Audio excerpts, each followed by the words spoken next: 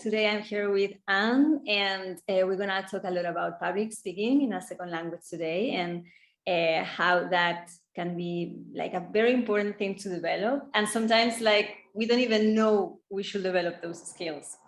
And we're going to learn a lot about this today. And one thing that I always like to ask many of the communication or public speaking pronunciation coaches coming to the podcast is that many of you come from a teaching background. You were ESL teachers, or you were doing that before, and you transition into something different. So I'm very interested about your journey and transitioning from teaching to coaching. And then I'm going to ask you some more things about that. Thank you for inviting me for the podcast. So basically, yes, my journey started in 2008 in Australia, where I became an English teacher. And I started right from the beginning because of my specialty at university. I studied international business. So I started off directly as a business English teacher. Mm-hmm. So part of the work that I did, well, starting in Australia, moving on to Barcelona, where I was also an English teacher for quite a while, was basically listening to, apart from correcting people's grammar and helping with vocabulary and phrasal verbs, I was also listening to a lot of presentations, and I mean a lot of them. And in one part of my teaching career, I was a teacher on a master's course where we were going through negotiation skills and also running meetings. And one of the modules was presentations. Mm-hmm. And somehow that's how I ended up into, let's say, specializing in ESL, business, English, and then from there, more specifically to presentations. And then that's where I came across the understanding that it's not about the language, the words and the grammar. It's the emotional journey that you go through when you are about to present in public. And that's when I realized that, okay, language is one of the pillars that can help you improve your communication and generally communication skills, but specifically public speaking. There's a lot of emotional game. So even though you have, let's say, a C1 perfect English, which would be any native person, so if it was because of the language, why do they still fear of speaking in public? So there's a lot of things that happen behind the scenes related to emotions and what we actually fear. And then I think it was my curiosity. And I thought there must be something else to this. And that's when I started. I took on a neurolinguistic programming course for myself, but then I went on to study NLP in coaching, and also then for train the trainers course, which was specialized in public speaking. And then it kind of came on a natural journey, transitioning from business English to really, really focusing on presenting in a second language. And it kind of then naturally became coaching. Mm-hmm. So it was no longer twice a week, let's meet up for English grammar and vocabulary. It was more like, okay, what kind of presentations or meetings or events are happening at your work? And based on that, we'll schedule the sessions to get you ready for it. Mm-hmm. And like you transition into also the way you work on your services and yourself. And yes. And so I transitioned quite quickly from let's say the English angle to the coaching angle, and that actually changed quite a lot of things. And I think this is what we spoke with you about, the difference between language learning and coaching, or just the word learning or teaching versus coaching. It's another angle and it's another world. Exactly. And I want to know more about that from your perspective. Like, do you think that many, like the non-native Spanish professionals, I know that you work also with people that are non-natives from other countries, but our audience is mostly Spanish native. So I like to ask you about, you think that in our culture in general, people understand this difference, or they kind of mistake both roles, or like is English teaching and coaching the same thing? Do you think people are starting to understand how is it different? I think we need time. Okay. I think we need time, because if you look at, for example, the States in general, everyone has a shrink. Whereas if you talk about like culture of Spain, you only have a shrink unless you're, I don't know, insane. And Yes. it's not normal to have and buy help to become better. It's more to ease a pain. And in Spain, English, it's changing. The younger generations are much better at English, and it's not the same as it was. But if you're talking to anyone, let's say above 40, getting closer to 50, they still have that limiting belief about English, and I think English is painful for them. So English classes would be to ease the pain, whereas language coaching would be to create pleasure. So becoming even better when it's not just about the English language. And I think the general problem that we face in the industry in general is the lack of knowledge and understanding what a coach can do, whether it's a life coach, or I think, let's say the most common way that in our society we might see coaching is, for example, in a gym, like a fitness coach. That's normal. But somebody to help you with presentations is like, oh, everyone suffers preparing for presentations, but I think it's the lack of knowledge that we exist. Exactly. It's like you don't even know you can ask for help. Yeah. It's not an area that you would understand, like, oh, I can actually get help with this, but the common way is through the English language door, but not through the actually communication coaching, unless your company provides you with a training program that includes follow-up coaching sessions. Yeah, exactly. And what you said about emotional intelligence and PNL, I think that's also very interesting. So I like to ask you more about that. Like if you can tell us a little bit more about how emotional intelligence is so important. And I also believe that there is a totally navigation system you have to kind of develop, even more because here is public speaking, but in your second language as a non-native. So there are many emotions that come in the journey. And how would you say are the main kind of pain points and like struggles your clients go through emotionally when they have to deliver presentations? I mean, generally when we talk about presentations, I think the most common, and this includes myself, is that preparing for a presentation and then delivering a presentation is energetically very draining. Even if you have a really thorough preparation process, the preparation process and practicing and then delivering in front of a small or a big audience, it's really energetically draining. So one thing is being able to manage the energy and the emotions along that process before, during, and after. So we can talk about how does someone feel is like they can be drained. They can also feel very intimidated.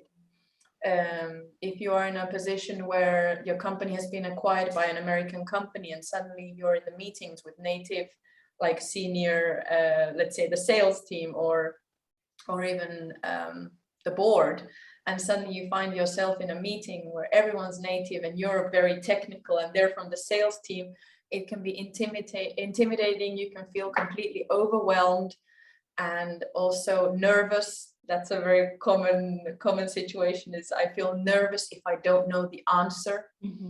So that's kind of like the emotional state when people come to me. And sometimes it's the lack of knowledge, knowing that something can be done about that. Exactly. That we have tricks and tools for that. For some of the people I work with, it's very curious, but there are things about mindset that the moment they kind of realize those things and have those mindset shifts, the change is like in just one session, maybe they completely change. Like, for example, something I find a lot with Spanish non-native speakers, it's about what you just said about working with natives. Some of they feel like because they are non-natives, like they compare themselves with the native speakers, they feel they are less professionals because of that. And it's like, this is something that you could never, there is no amount of work or practice you can take. Like you're never going to be a native, like you're never going to be an American or a British speaker. No. And for example, you are non-native as well. Like I'm non-native everywhere I go. Like me, like we're bilinguals, let's say, no? Yeah, well, I function in a trilingual, at the moment, in a 4-language life. And it doesn't matter, even if I go to my home country, I've been away from there so many years that I'm considered like there's an expression in Finnish, but it's like, yeah, I'm an outsider. That just meaning a Finn living abroad. So yeah, it's not about it's about the message and about the purpose and about a lot of other things. Let's say that way. Exactly. Like, but do you find that some of your clients struggle with that, with comparing themselves with natives, or like they have to make this perfect English in a way that is not realistic with what they actually need, that is clarity?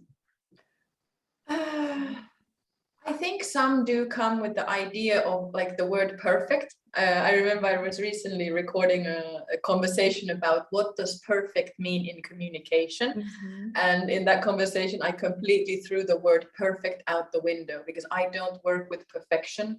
I work a lot with the mindset and a process, or having a framework in place. So getting into good habits of preparing for presentations, but perfect in terms of what does a perfect presentation mean anyways? Even if you did it technically perfect, but your audience is not listening to you, Mm-hmm.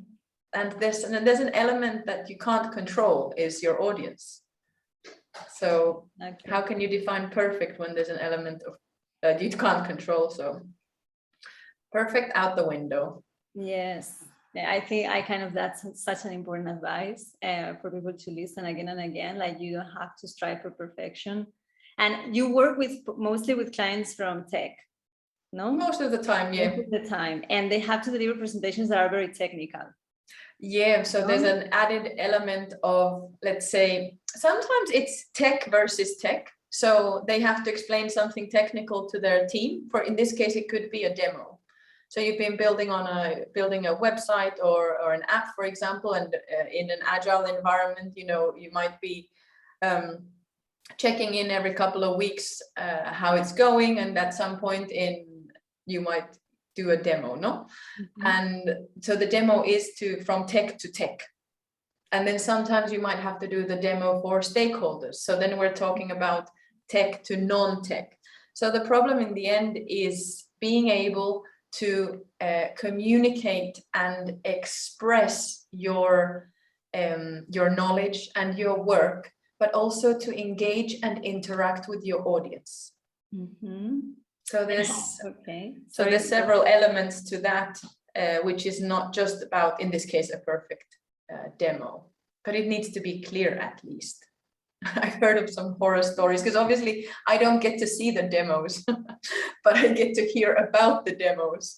And sometimes I wish I could be like a fly on the wall and hear the feedback from the audience, because I hear the feedback from the person who has presented. And then that doesn't always match what you think the audience perceived and what you felt, or how you felt. Exactly. That's why in this specific kind of thing, it's so good to have a coach sometimes that can give you some feedback, no? Like, for some people listening to us that maybe works in the tech and industry and have no idea about public speaking or about public speaking in your second language, that's actually there are people that help you on this. And what would you say to start with at home, like to start to improve their presentation skills in their second language? That would be things to start with. Okay, I think one thing is important to outline, actually, maybe we should have outlined this right in the beginning, is what is public speaking? Yeah. This is the most common, let's say, myth that I have to bust in the beginning. Is I talk to people and I say, I'm a public speaking coach, and they're like, oh, speaking in public. And I'm thinking in my mind, little do you know that very likely, unless you are a monk in a monastery, not communicating with anyone, you will at some point in your day, not even in your life, in your day or week, speak in public. Because in the end of the day, it's sharing organized ideas in front of an audience, and an audience is more than two people. Mm-hmm. So once you break that myth, it's like, oh, actually this topic is relevant for me. Then we start thinking about, okay, what parts of the day am I actually speaking in public? Mm-hmm. Okay, it can be a meeting, it can be a demo. Let's eliminate the social life and the personal life. So let's narrow it down to professional life. All the telephone calls, like group calls or video calls, meetings, presentations, demos, and the list goes on. So once we've established that, okay, I need to present and I need to present in front of an audience. I think the most important, like, what can you do at home from there is firstly awareness. Is to understand, okay, now I'm about to present something. I'm just not going into a meeting and just entering there and I'm going to show what I did last week. No, I'm entering a meeting and I will prepare my presentation. And if at the very least, I think if I were to, I'm doubting between two things. One would be the structure, or one would be recording yourself and giving yourself feedback. So I'm doubting between the two. And if I could, I would say probably those two are the absolute basics, like must know. Like in order to get started, you need those. But the good thing is that nowadays, there are platforms which are AI-powered platforms where you can record yourself and an AI will give you feedback. Yes, we can link in the podcast notes. Yes. I work with I've partnered with one of them, and it's really, really cool because you can start like a synchronous communication with your client, which does not need to happen in like live setting, and you can record. So I think that's basics. Like if we talk about must knows and the first steps of preparing for a presentation, I would say definitely is start recording yourself and see what happens. Because if you cringe, most likely the others will too.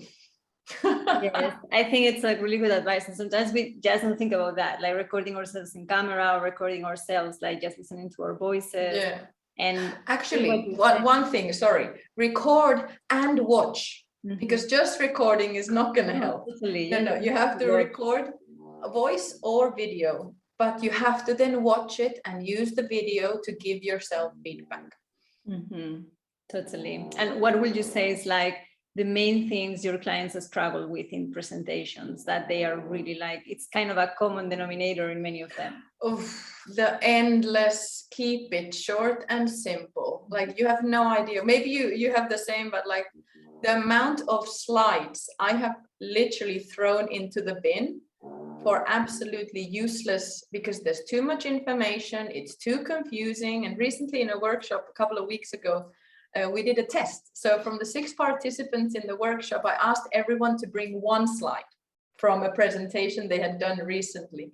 And out of the 7 participants, one person's slide was accepted by the group. The rest were, because we were giving feedback, they were giving feedback to each other, and it was unanimous decision out, too confusing.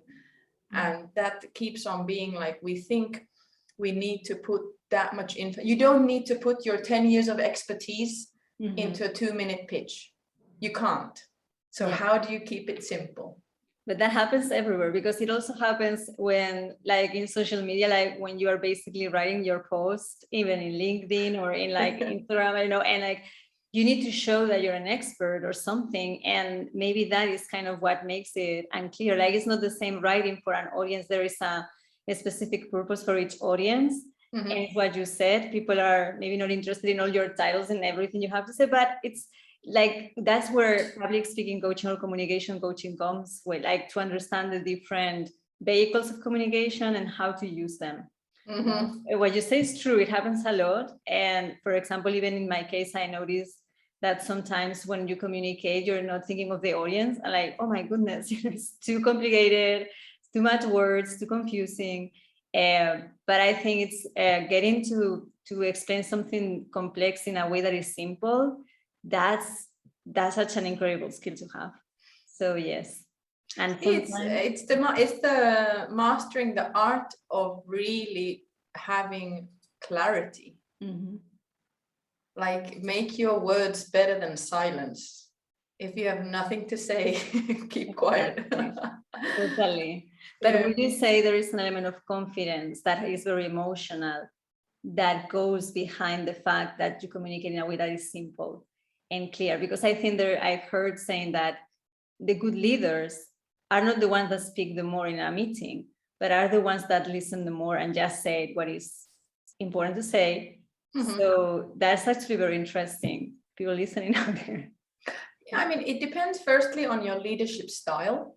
So there that could be another topic completely. If we, for example, if we took up the Goldman's 6 styles of leadership, that would be one approach to it. But I think the important is that if you have prepared well and you know, and let's say you have researched your audience. I mean, if it's a team meeting, you know your team. But if you're speaking in another kind of situation, is really researching your audience and understanding, like, simple questions.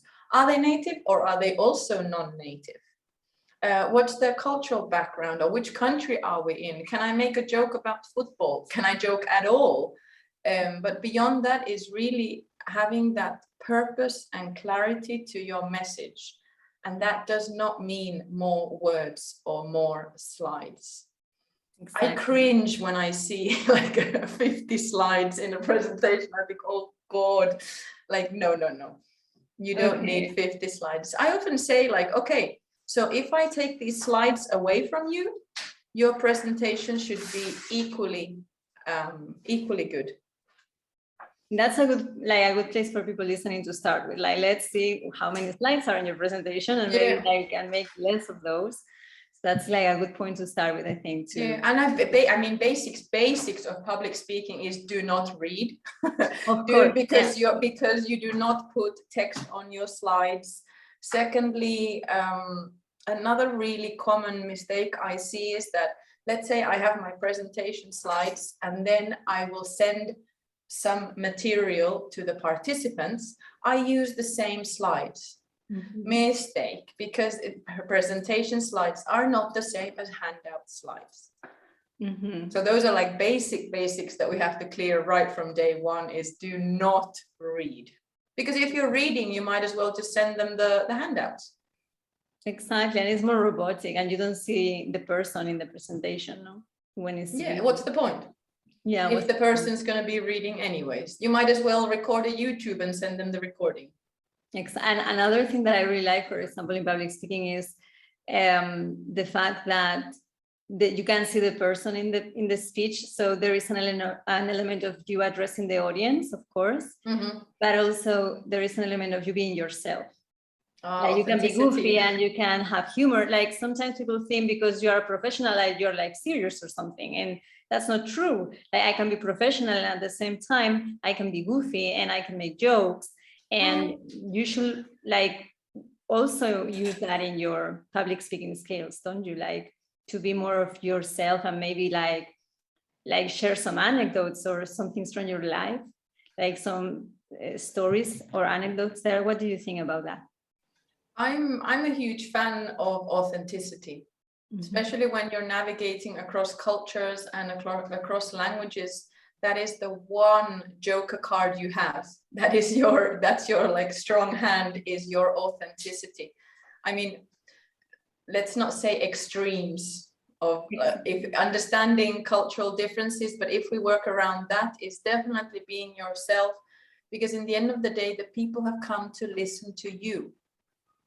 So it's you bringing your personality into your presentation, and that also depends the type of presentation that you are doing. One thing is if you're a keynote speaker in an event, or are you a motivational speaker, or are you presenting the weekly stats to the team? So there are also different types of presentations where I think you have more room to play around with. But I think still in the end of the day is, if people don't understand you, they will disconnect. People don't connect with rational facts. People connect with stories. So if you can bring an anecdote or bring a bit of a story or a universal comparative or something that the audience can grab onto. What I mean by universal comparative is, recently I was listening to a presentation, actually in the same workshop where we threw away the slides. One of them was saying like, oh, the annual savings is 2 million. And you're like, okay, annual savings, 2 million says nothing to me.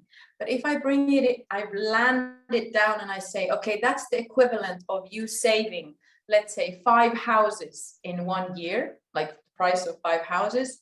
Okay. So that's like a universal comparative, is bringing something, let's say technical, to the ground So I understand like, oh, okay, that's a lot of savings. Exactly. Use a lot of examples and visual examples. Maybe that can help and make it more clear. Yeah, because you have people like who are more visual, who are more auditive, more kinesthetic. So you have to cater for the whole audience in that sense. I'm a huge fan of images, demos, because on the slide you can put just an image.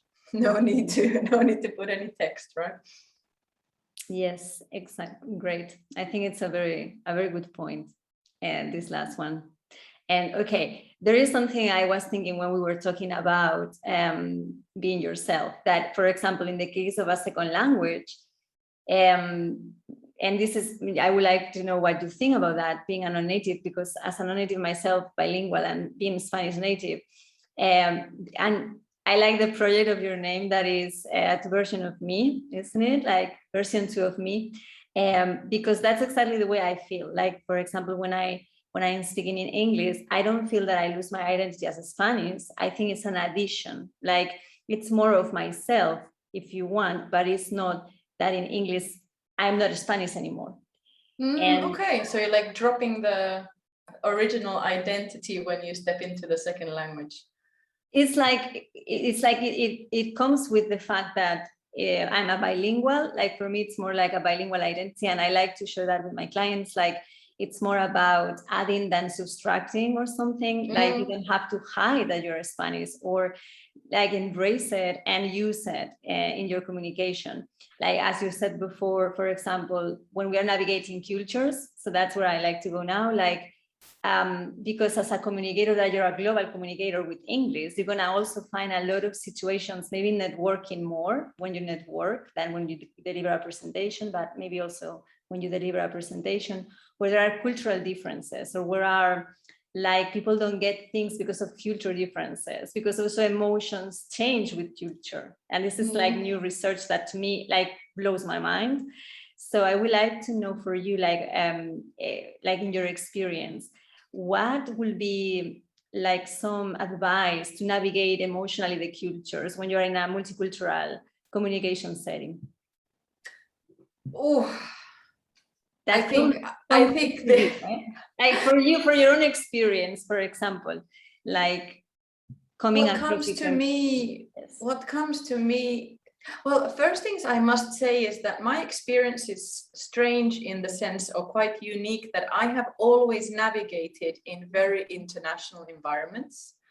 Which means that most of the people that I have been interacting with me have always been overseas and in very international environments.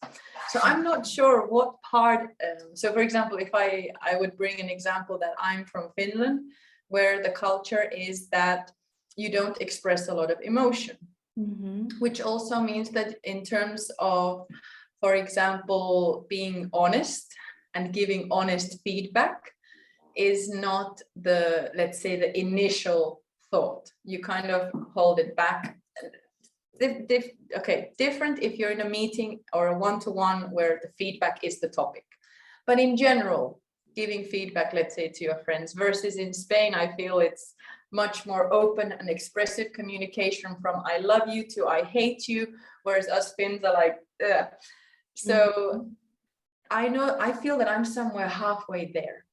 So I don't feel in one culture or another culture. So when you ask me this question of, okay, how does the culture play a role in communicating? I think I'm not the best example, because I don't come from, like, let's say, one culture. But for example, this came very clear to me at university. I was studying in Australia. I was studying international business, and we had a lot of colleagues that were mostly from different countries in Asia. So Chinese, Japanese, Thai, Vietnamese. And I remember the first day, you know, orientation week, you make friends with everyone. Hi, you know, we're the new year, or like the new academic year colleagues. And then next week we went back to the same class, and it's as if we had never known each other. And I remember that was a cultural shock, in the sense like, whoa, okay, I thought we were already friends last week. Whereas they, I mean, in general, they were very much amongst themselves and very introverted in the international environment. And then, funnily enough, one of the things that came up was when they were presenting. It was a common, let's say, kind of like an unspoken, let's say, not a secret, but that people had presentations prepared for them, and that they were reading from the slides because culturally they were not that comfortable speaking in front of an international environment in English. Okay. This is just an example where culture came into play to understand where they're coming from. Mm-hmm. Yes, exactly. Where I didn't understand.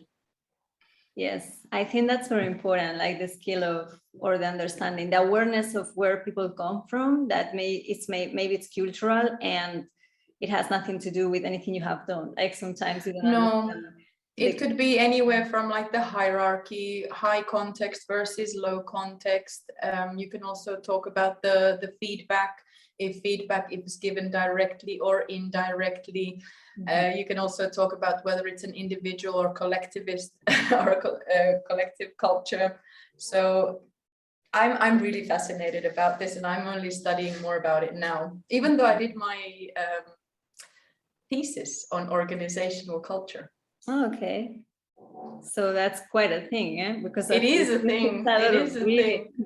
Yeah, and I think this, I'm not sure if we mentioned this last time, but if anyone is curious about this cultures at the office, Culture Map by Erin Meyer is definitely a good go-to book that talks about communicating across cultures, basically. Exactly. So this book has been really helpful. Yes, I have that one on my list, the culture map. I think it's so important. Like, I think, for example, I immerse a lot in American culture for what I do, and also I think it's kind of my interest in general. And for example, with racism, like now in America, there is a lot of conversations about like lots of things, like they cancel people, they say, you know, like when there are aspects of culture that you may not know about. And for me, it's very interesting because I noticed, oh, I didn't know about this. So that you have to educate yourself about so many things. And what you said, for example, about Finnish and Spanish, was very curious to me because I live in Denmark. So I was there for a year, more or less. And like, so you know what I'm talking about. Yes, I know. But I also think that the Scandinavian people, then they are very warm once you get to meet them, and like maybe it's kind of like what comes when you meet someone at the first, in the first sight, but then it's different because I wouldn't say Spain is a culture where people share their emotions at all. And I think this is something that is starting now, because emotional intelligence was not even a skill that was out there. People didn't share that in their families. Like, I have many clients that never spoke with their families about emotions. And it's what you said, people thought going to the psychologist is you are insane, and didn't share these things. Yeah. So maybe... But the interesting thing about this culture thing is that it's in ratio to. Mm-hmm. So for example, you being Spanish in Spain, it's the expressing emotions, raising your voice, that's in ratio to what you've had at home, or in relationship to what you've had at home. And for me, it's coming from another culture, completely different. And that's what the Erin Meyer says, it's the cultural differences in relation to other cultures and where you're coming from, which makes an added element of it. But yes, it's fascinating. For me, multicultural, like a multilingual, is just I think it's a never-ending learning curve. Totally. And I think that many people that like start working abroad in a company, like they are not natives and they don't have these tools or this awareness of all these skills, they may find themselves lost sometimes. And because maybe they don't think that is actually something they should ask for help.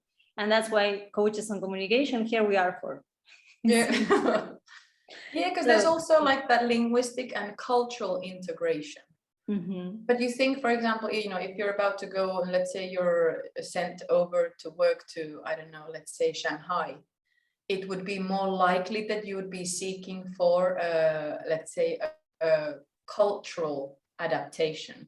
But if you think, I'm just going from Barcelona to Paris, it's not that much, but it still is. But the difference is less, I guess. Yes, but it still is a lot, because I know a lot of French people. I met them and like with like communication with them and that, and I kind of used to speak a little French. Like I used to have a great level of French, but now I don't use it anymore. Language is very important to be consistent, and I will say there is huge cultural differences between French people and Spanish people. And yes, you may think, oh, it's Europe, but it's huge. No. Yeah, the same with the UK, or any place I can think of in Europe.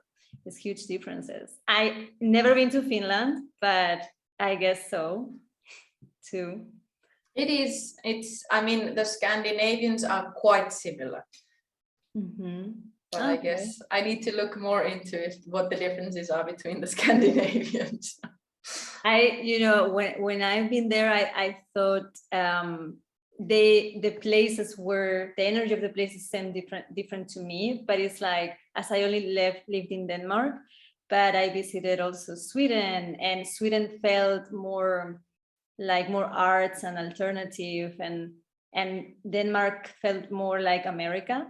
Though it's not at all. Like, I don't know, it's I noticed differences among the different Scandinavian countries, but it's what you said, like maybe if you're there. And also what I noticed, it was for me the shock was with the education system, because it was so good, and mine here in Spain needs a lot of improvements, let's say. So I noticed a lot of differences on that, on the social kind of systems. Yes, but anyways, I like to go more or less going to the end of our interview today. So going to like some books that you can recommend us on communication skills that you already have recommended us, the Culture Map. But if there is any other that will be interesting for the people listening to us, if they want to start their own, like educating themselves on this, where should they start with a great book? Communication. I think not so much focused on learning English, but in terms of communication, this is my Nonviolent Communication by Marshall B. Rosenberg. For me, is absolute foundation. And this book was mentioned as a side note in one of my neurolinguistic programming courses. And someone said nonviolent communication. I remember saying, what, excuse me, what is this? And someone referred this book to me as a must read. And I think it sums up very nicely. When you hear the word nonviolent communication, you think about, okay, because communication can be violent. But basically it boils down to these 4 words, which is consciousness, language, communication, and also means of influence. And it's like, okay, what does that actually mean? And I'll give you a good example. And this is something that I use when I run the assertive communication trainings, or even if in a one-to-one coaching session, we talk about the importance of making a request. So assuming is not communicating, for starters, and being very specific on making a request, like, for example, why do projects fail or succeed? What is the element of communication that plays the role in, what about if I'm not able to make a clear request? And basically it talks about the 4 components of nonviolent communication, of being able to observe, how we feel in relation to what we observe, and basically how it connects with our needs and values. And then we make a concrete request. So that is really like a framework to really bring it down to the universal. And I think this book is for everyone. I think this should be a book that, at school, at least in the English system, we used to read Shakespeare. I think this should be like next to Shakespeare. This has given me a lot of like really practical examples and tools of how to communicate in difficult situations, but also on how to be able to connect with people when you communicate. Yes, exactly. And understanding your audience. And why this is relevant is that if you are presenting, it is important to be able to interact and engage with your audience. So this is definitely like a base framework for communication, whether it's written, whether it's verbal. And then again, public speaking is obviously one of the one part of the communication. So Yes. non-violent communication. I think with that book, it comes to me a lot what you said, that what we were saying at the beginning about public speaking, like what public speaking actually is. Because you may think that language is not violent, or you may think that how communication will be violent. But actually, I think that's kind of the interesting thing, to start to realize how many things, because we don't have the awareness or don't have the skills, how many conflicts or how many problems could come because we're not aware of certain ways of communication or ways of saying something that could be more diplomatic or that could come across better to a specific audience. So I think really just to sum up, whether it's public speaking or nonviolent communication, in the end of the day, you mentioned before, like when there's a mindset shift, what I really like to focus on and what really goes with me, it's not about, oh, they didn't understand me. Or I think the expression goes better in Spanish, es que no se enteraron. It's like, no, I didn't make myself clear. And that's what it boils down to. If people cannot understand you, the problem is yours.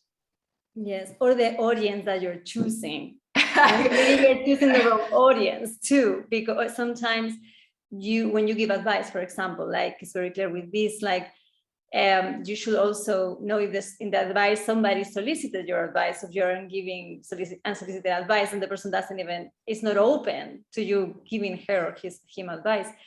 So yes, to me it's both ways, like also like filter your audience, like who is the people you are speaking to, because if you are trying to communicate with very technical language to people that are not experts on tech, they're not going to understand anything. And it's not because they can, it's because they are not familiar with that language.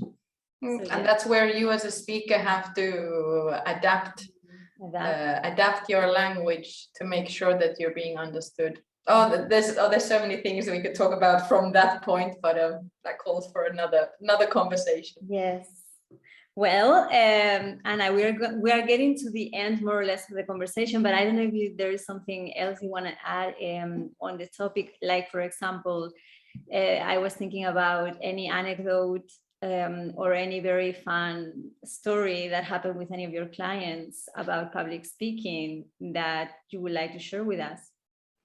I think there was one interesting example where I remember I was working with a professional in Barcelona. He got in touch with me because he understood that partly because of his English, but he understood that his presentation skills were needed improving. So we started working together, and at the time he worked in the aviation industry. And we had been talking about this phenomena of I'm sorry for my English, which is a very common phenomena also in Spain, where you apologize for your English. And I said to him, rule number 1, like literally on the first coaching session, I said, never apologize for your English. So he was going to London to an event, and he was a very good networker. So even though his English wasn't necessarily a B2, he was very brave, and he had this charisma about himself that he was able to chat to anybody. And then we prepared him for how to present himself and how to present the company he was representing. And he had a meeting on the first morning in London at 9 a.m. Anyways, so he went to London, he came back, and one of the things I really emphasize is the follow-up session of coaching. So the importance of, let's say if you have a pack of 5 sessions, leave 1 session for after the event or the presentation, so that we can really go through the feedback of what happened, what was good, what needs improving. And he comes back from London and he says, Anne, you have no idea what I did at 9 o'clock in that first meeting in London. He said, I hadn't had my coffee, it was too early. And I started the meeting with, I'm sorry for my English. And he said, okay, I learned my lesson is I don't want to have meetings in English at 9 o'clock in the morning. So that was one way of saying that if you feel that mornings is not a good moment for your English, try to put the meetings or anything that happens in English in the afternoon. Yes, that's a good point. And I always recommend listening to some English before, so you're tuned into the language and the kind of the energy of English, so you can get there. If you, yeah, what you said about your client, you just rush into the meeting and with just a coffee, and yeah. And the thing of apologizing, it's so true. I always happens to me too, like, please don't apologize. Don't say sorry. Because I mean, what does it mean that you say sorry? You're asking, for permission, no? And I think that also comes out because in my, like, kind of my work with a lot of people, many people don't see themselves as bilinguals. They see themselves as, who am I to speak this language? I think that's a very good point. Like, you should never apologize. No. Like throwing that out the window. Never apologize for your English, or never apologize for if you haven't done anything wrong. There's no need to apologize. Exactly. Especially not for English. Exactly. And also you're kind of with that, you are you yourself starting the presentation, like asking for, like sorry, like saying sorry about something that is not even something you have to say sorry for. Like, because if we talk about the beginnings and endings, people remember beginnings and people remember endings. If your first words, I'm sorry for my English, you've started right down here. That's the mood you have set for your presentation. So you have already doomed yourself before the audience has had a chance to evaluate what they think about you. Exactly. But because from saying that, it's your own judgment. It's like you are yourself predicting that that's what people are going to think. Yeah. People are not even thinking about that. No, and very often, sometimes I've read and also heard these comments that usually American, British, Australian only speak English. So high five for any of us who come and do at a professional level and succeed when you're doing it in a second, third, or even fourth language. So a word pronounced wrong, or a little, preposition from a phrasal verb that's gone a little bit off. At the end of the day, if the message has a purpose, all of that is secondary. Exactly.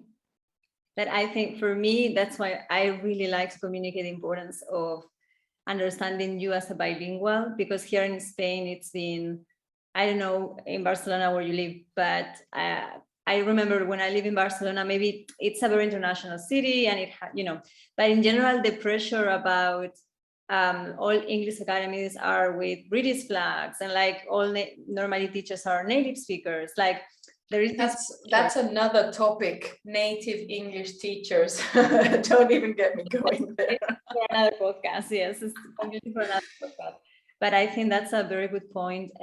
For me, that goes with understanding you're a bilingual or a polyglot. You should never say sorry for your English.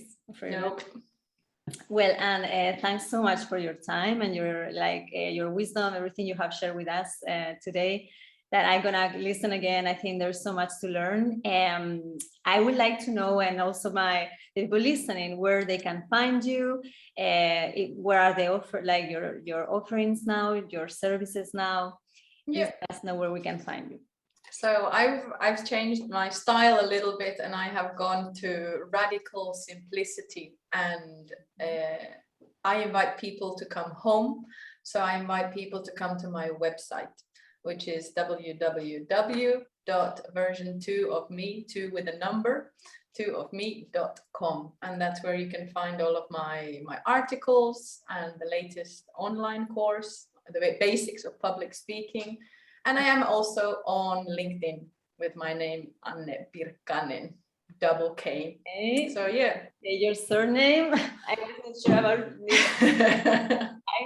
Okay, I'm gonna share all of this in the show notes so people can see there and go to your website and see your course, and that I think it's gonna be very, very helpful. And thanks so much. I don't know if there is anything else you wanna share with us. No, I think I have shared my wisdom, because if not, then I'm not going to shut up at all. Okay, so thanks a lot for your time and coming as a guest to our podcast. Thank you.